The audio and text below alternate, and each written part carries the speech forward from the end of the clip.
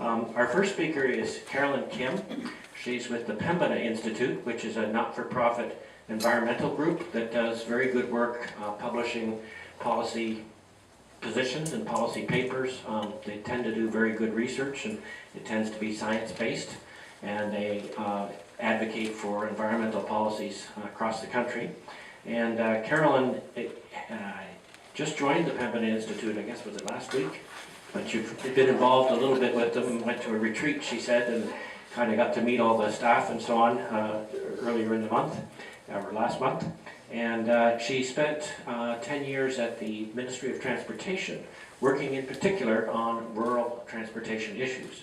Transportation is, of course, a huge impact on the environment, both with the emissions from cars as well as pavement and the, we saw the turtle movie last night, and a lot of that comes from car accidents and so on. So transportation is certainly an issue that needs to be looked at in terms of conservation as well as the future of the planet and the peninsula.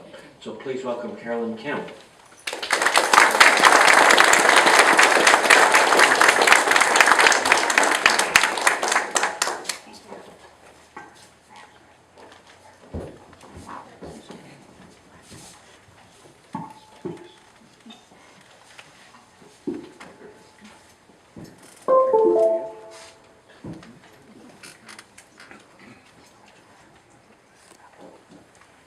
Good morning. Thank you so much for having me this morning. I'm so pleased to be here, not because it's the first time here in Tobermory. I might be ashamed to say that, but I'm so happy to be a part of the discussion. I'd like to share some of my thoughts and some of my insights, that some of the things that I've learned over the years, but I'm also here to learn from you and hear. And I learned a lot yesterday while we were hearing some of the speakers in the dark. That was great. And looking forward to further conversations with you today and hearing from the other speakers. So as Glenn mentioned, I'm from the Pembina Institute. I'm an urban planner by training and studied public policy. We have different research areas at the Pembina Institute, and like he mentioned, we do research and policy work around clean energy, clean electricity, some of the sustainable development around clean buildings, and the transportation and urban solutions team that I'm with focuses on sustainable transportation development and transit-oriented development. So that's kind of the impact areas that I'm focused on. We have a small team in Toronto, but like Glenn said, we have offices across Canada in Vancouver, Calgary, Edmonton, and so our job is to, I guess, bring some of the awareness that some of the changes that we can have across Canada. So I want to begin to say that the future of mobility is uncharted territory with an enormous scope and complexity. There is an increasing amount of research that's done by think tanks, academics, and industry that talk about the future of mobility. But what I'm noticing is that not a lot of research and discussion about the future of mobility is happening around rural communities. And so while that's very worthwhile, there is an imperative for rural communities to also think about how they need to adapt to some of the changes that we're seeing in technology and specifically in the transportation realm. Public policy professionals and decision makers should focus on the benefits of technology and right-size those kind of advancements to benefit the communities.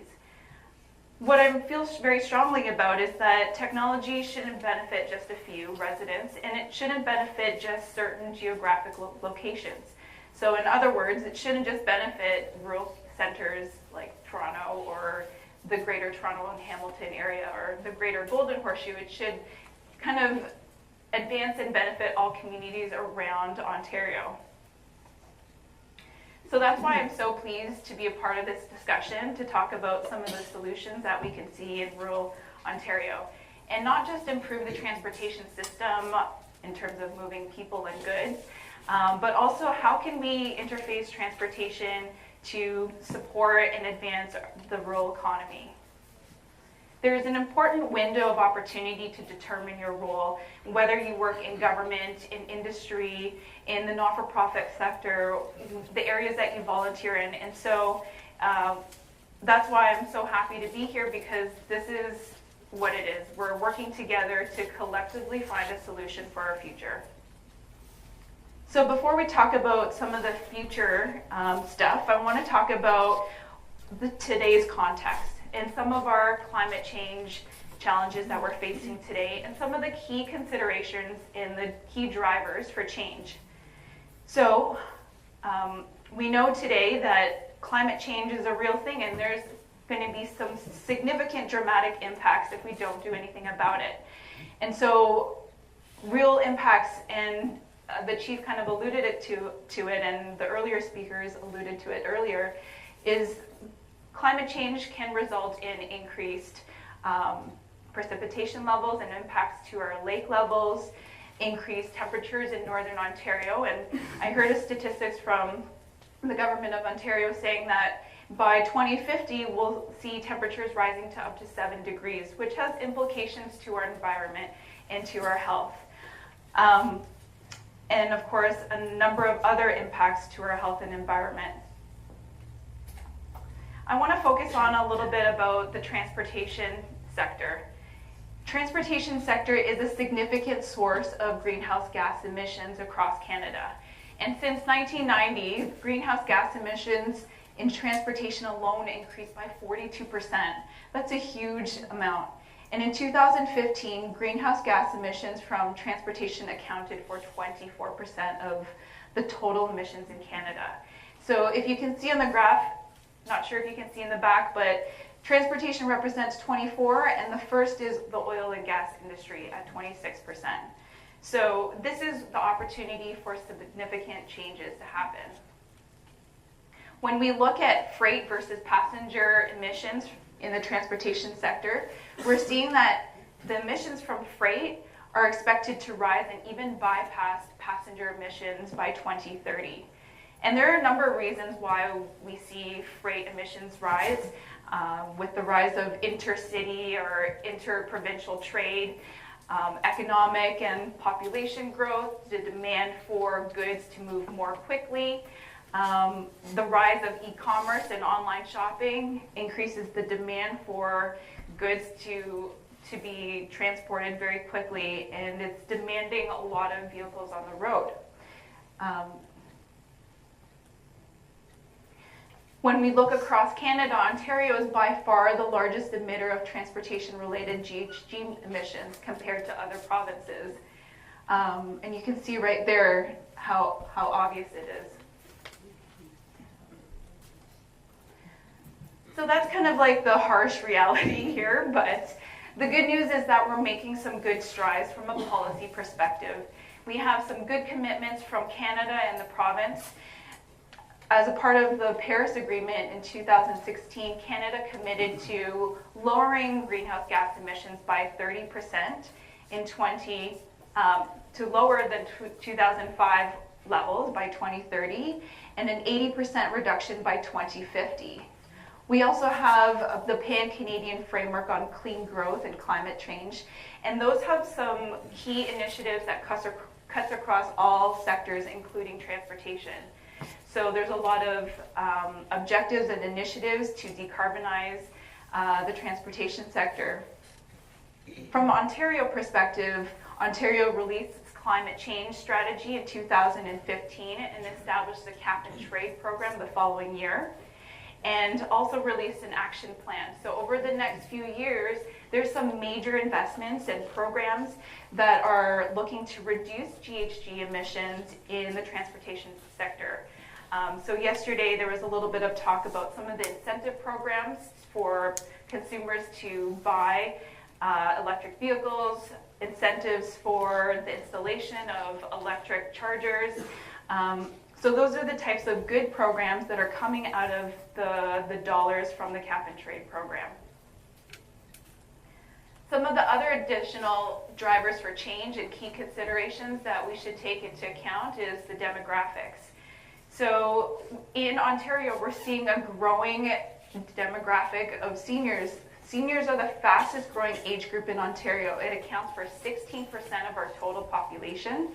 And by 2041, this is expected to double to 25%. So that has real implications on the type of transportation services that we're providing to our communities.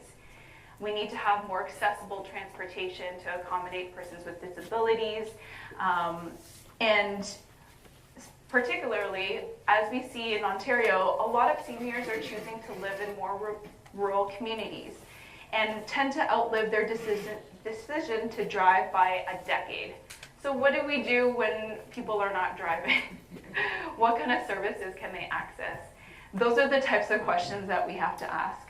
At the same time, we're also seeing a growing young population in the Indigenous community.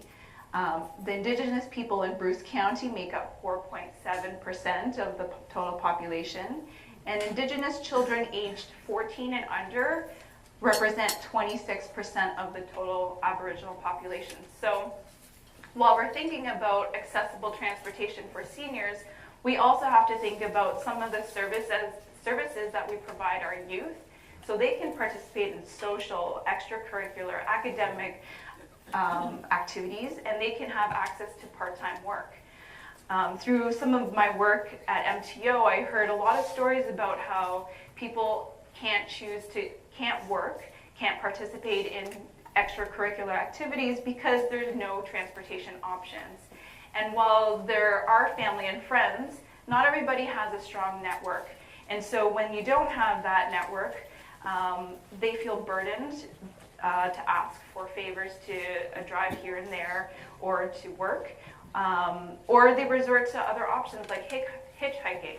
And I was surprised to hear that hitchhiking is used on a daily basis sometimes in communities to get to work. Single mothers getting to work by hitchhiking and then hitchhiking again to get to work. And that's not sustainable. Looking at also the geography, we know that in rural communities, there's long travel distance between places of work and places of interest to visit family and friends. And the low density is a key consideration when we're talking about transportation services. There's also a rising concern about affordability and equality. So being able to provide services that are not just available to a select few, but those with maybe fixed household incomes. And then, as I mentioned, there's some additional barriers that may be faced by Indigenous people and communities. Just looking at the transportation options and patterns, we're seeing a decline in transportation services. So no public transit, and then a decline of maybe Greyhound service or other services that are available. So it's not a huge surprise when we see that 92% of people in Bruce County are choosing their car to drive to work. 7% by active transportation, which is, I think, a pretty good rate. So now what? What are some of the key takeaways for the Saugeen Peninsula? What are some of the shifts now that we're seeing? Well, we're seeing a new mobility ecosystem. So increased autonomy and connectivity among vehicles and devices and infrastructure. And as Ron mentioned yesterday from Plug and Drive, there is a huge evolution and increased uptake of electric vehicles. At the same time, we're also seeing really good advanced initiatives around manufacturing and the efficiencies of vehicle materials and control systems and powertrains that are allowing fuel economies to be achieved that we haven't seen in the past. We're also seeing a transition into clean energy. There's a lot of investments being made and market forces towards clean power. In Ontario and Canada, we're moving away from coal, which is great. And we're seeing a lot of movement towards that way to reduce the carbon footprint. And that allows for more activities to be powered by clean energy. Some of the most disruptive changes, I think, is the expansion of new business models. So we're seeing a widespread adoption of the sharing economy and new ride-sharing and digital ride-hailing services.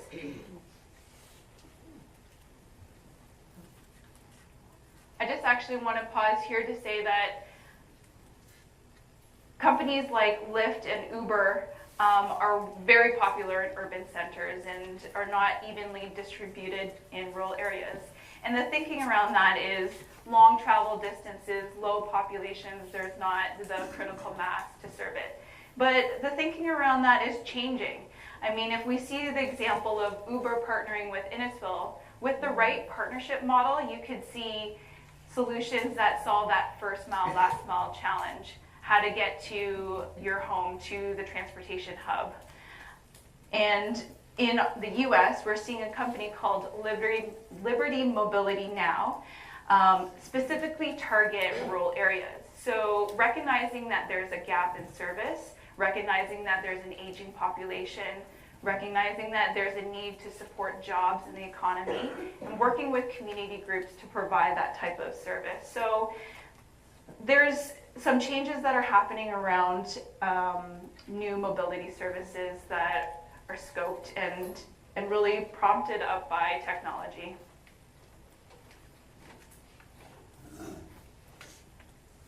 So we talked about some of the current challenges and the drivers for change, and now I want to talk about the path forward for the Saugeen Peninsula. I think the key kind of takeaway here is that the Saugeen Peninsula is well positioned to continue to be a leading economy in Ontario and Canada, and a key top destination to live and work and play. There needs to be key investments in the transportation sector because it contributes to a more sustainable way of living. It contributes to a high quality of life, and it provides the competitive advantage for the economy in terms of key economic sectors. I know in this peninsula there's key priority areas in building up the energy sector, in agriculture, and tourism. And so investing in transportation interfaces well and aligns well with those economic objectives. Here are some of the three choices or three priority areas that I think could be focused on in the region. Number one, community-led solutions to meet community and business needs in the sharing economy. And as Glad mentioned, I worked at the Ministry of Transportation, specifically working on their community transportation grant program. And that program really supported community-led solutions that were right-sized for their communities. So investing in public transit doesn't mean having 40-foot large buses on a fixed schedule just going around and around. It means having on-demand, flexible schedule services. Maybe it's a 12-passenger van or a shuttle service that is coordinated among existing social or health agencies. What I've noticed in working at MTO is when I was hearing some of the stories, there's a lot of resources that are available in the region, whether it's from the LINs that are providing transportation services to their clients or other social and health agencies. There's a lot of resources and talent that can be coordinated and streamlined. So when you have vehicles that are just sitting in the parking lot, they can be better used and optimized to serve people's needs. In Muskoka, for example, they had a pilot where they took school buses and they would take the children to and from school during those AM and PM peak hours. But in between, you have bus drivers just kind of idling around. And they're interested in maximizing their hours too. So why don't you take that resource and help people get their errands done and get groceries? And that's a way of utilizing people's time and the resources that we have today. Electrification of transportation, smart charging systems. Yesterday, we talked a lot about, we heard a lot about the importance and some of the good around electrifying transportation and some of the real GHG emission reductions that we can see around there. In addition to all of that, we need to have a diversity of transportation modes. So investments in active transportation infrastructure to support cycling and walking to and from places and work. Complementary to that, We should look at and prioritize and having continued partnerships with utilities like Bruce Power to support the innovation that's happening around clean technology in the transportation sector. And we should leverage investments that are happening in other infrastructure areas. So I was talking to one of my friends and she was saying, there is this huge investment that's happening around high-speed broadband in southwestern Ontario. Apparently, the government, both the federal government and the provincial government, are investing $180 million in high-speed fiber network. I don't know if I got that right, but basically they're realizing there's a gap, and for us to continue to sustain the future and to ensure economic prosperity, there needs to be some serious investments from that realm. So why don't we leverage that infrastructure investment and use it to support some of the transportation services that we can benefit in our communities today. Integrated policies. So as a planner, I would be remiss if I didn't talk about land use planning. I think that there should be an alignment and integration across, whether it's the economic development plans, the municipal strategic plans, or land use and transportation plans. They should all speak to each other, and they should all align together. In addition, there should be continued investment and concentration around multi-sectoral partnerships, including Indigenous communities. So continuing the conversations about how to work together and collaborate, share information, identify needs, and to incentivize non-traditional transportation options. And from there, maybe some innovative funding or financing models can come from that. My last point here is public outreach and awareness. And it's the last point, but I want to underscore the importance of outreach and awareness so that we can promote community-led low-carbon transportation options, and to identify some local champions that can start up their own initiatives. It is not just the responsibility of government to lead what kind of services are needed. It should come from the ground up.